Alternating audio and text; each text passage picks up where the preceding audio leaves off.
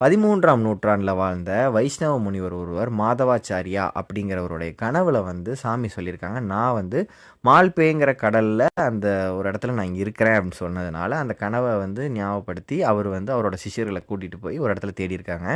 அங்க கிடைச்ச ஒரு விக்கிரகம் தான் இங்க இருக்கிற உடுப்பி கிருஷ்ணர். அவர் வந்து கையில ஒரு இரும்பு ராட் வச்சு நிக்கிற மாரி ஒரு பொசிஷன்ல நிப்பாரு. ஸோ இந்த விக்கிரகத்த வந்து அவர் கிழக்கு நோக்கி அவரோட ஆசிரமத்துக்கு பக்கத்துல இருந்த குளத்துக்கு பக்கத்திலேயே வச்சு ஒரு கோவிலா கட்டி வழிபட்டு வந்திருக்காங்க.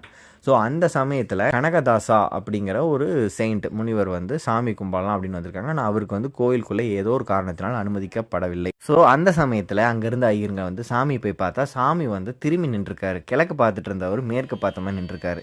அப்போ என்ன நடந்திருக்குன்னா, அந்த கனகதாசா அப்படிங்கிறவர் வந்து கோயிலுக்கு பின்புறமாக போய் கிருஷ்ணரை மனமுறி வேண்டியிருக்கார். கிருஷ்ணா, நான் உனக்கு பேசுறது கேட்கலையா, எனக்கு உன் தரிசனம் கிடைக்காதான்னு அவர் வேண்டினதுனால கிருஷ்ணர் வந்து செவுத்தை உடச்சிட்டு அவருக்கு தரிசனம் கொடுத்துருக்காரு, பின்னாடி திரும்பி பார்த்த மாதிரி. ஸோ அதுதான் வந்து பார்த்திங்கன்னா இப்போ நம்ம பார்த்துட்ருக்கிற உடுப்பி கிருஷ்ணர் கோயில். ஸோ இங்கே வந்து பார்த்திங்கன்னா அங்கே நவகிரக கிண்டி அப்படின்னு சொல்லி